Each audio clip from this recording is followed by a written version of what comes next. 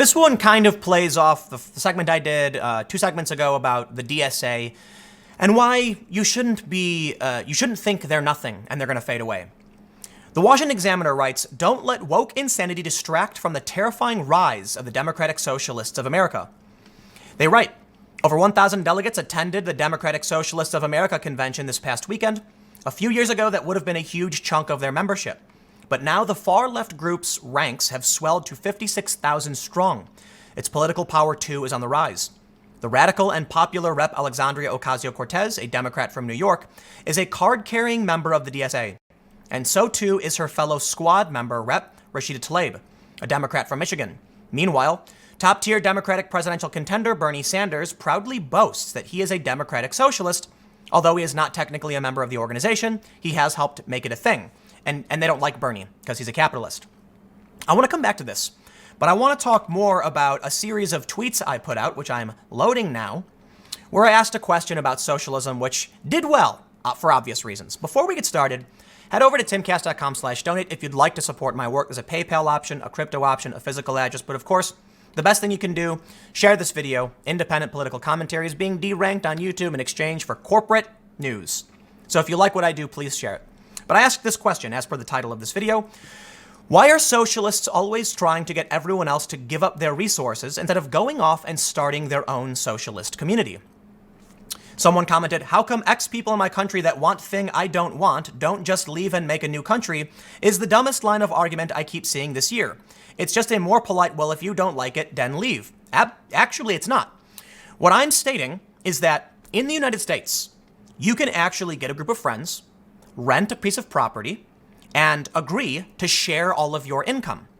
I actually know people who have done this in the past. In Chicago, for instance, people will rent a warehouse loft that's very large, several thousand square feet.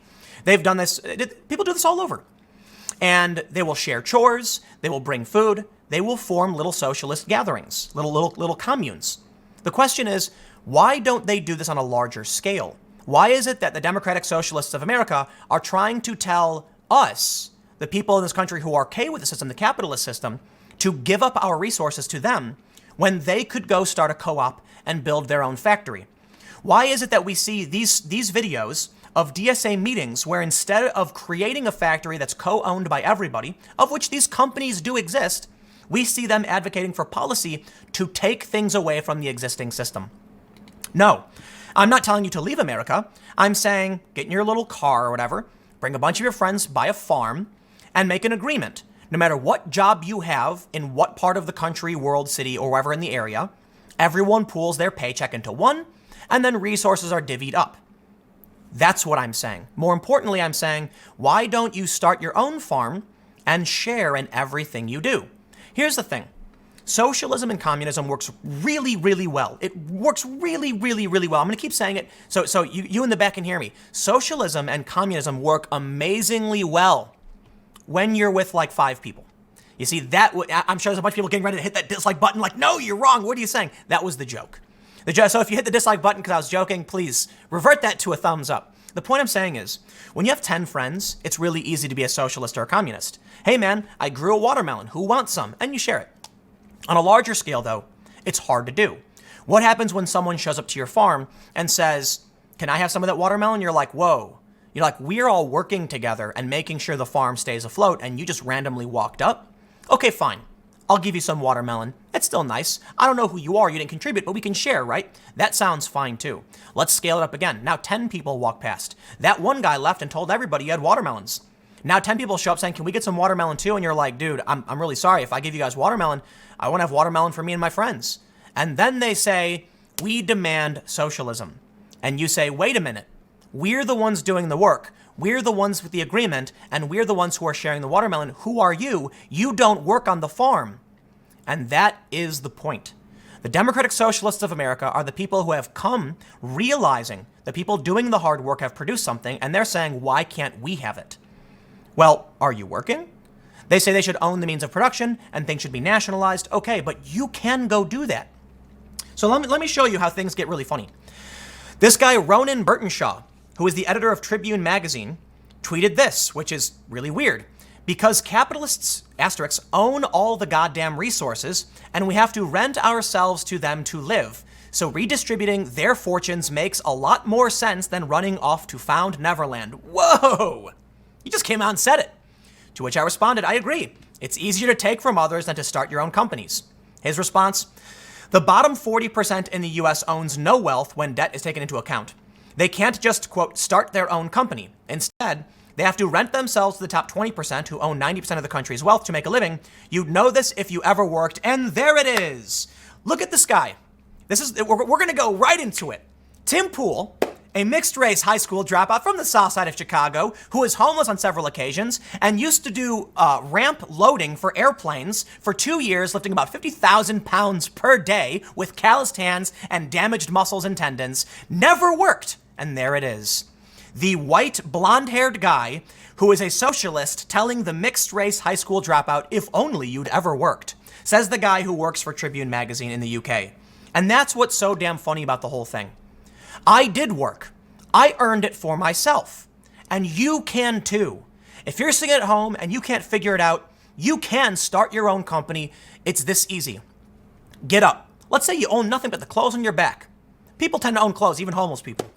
Go out in the street, put up a sign, and say, I'm trying to get started, anything helps. Guess what? Panhandling works because people in this country actually are good-natured for the most part. And you will get some cash. Once you do, you need only save up $100 or so. I get it, you're homeless, times are tough. You're showering in bathrooms. Believe me, I've been there.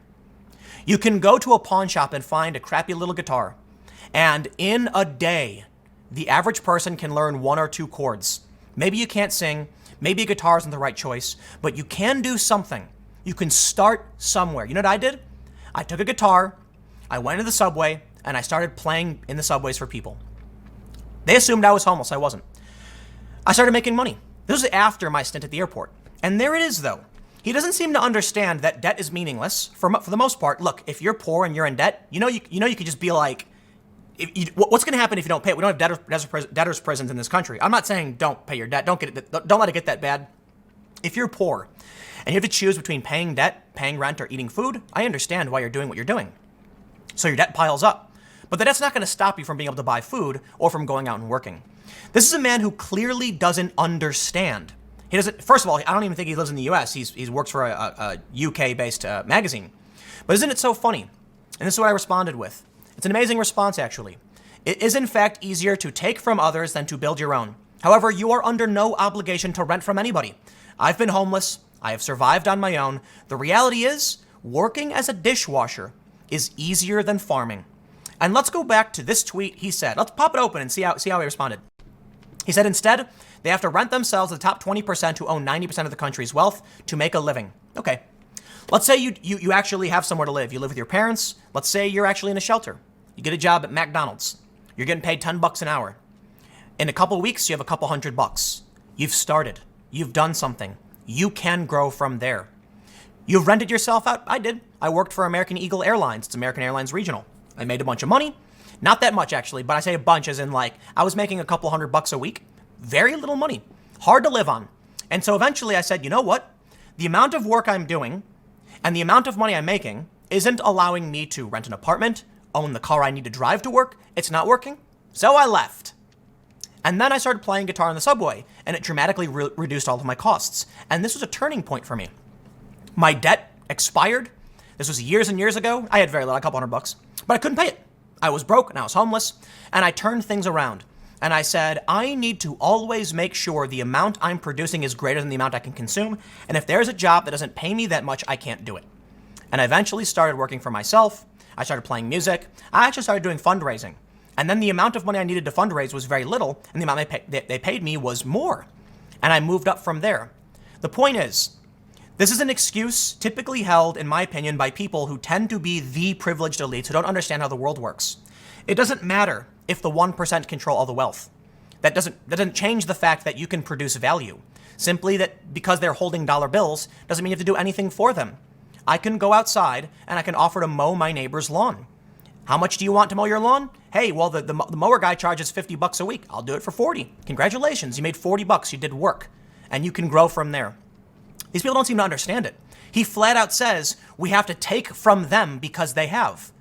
No, you can go into the woods, hunt some feral hogs, eat their meat to survive, start a fire, grow your own vegetables, build your own little hut, and start from there. But they don't want to. So let me stress my last point. When I was homeless and playing in the subway, I said to myself, if at any point this becomes harder than living in the woods, I'll go live in the woods. But here's the reality. Farming is hard. Surviving outside of a city is hard. Working as a dishwasher for minimum wage is easier than surviving in the wilderness. So make your choice. Taking from other people doesn't solve that problem. I'll leave it there. Next segment will be tomorrow at 10 a.m. Podcast at 6:30 p.m. Thanks for hanging out. I'll see you all next time.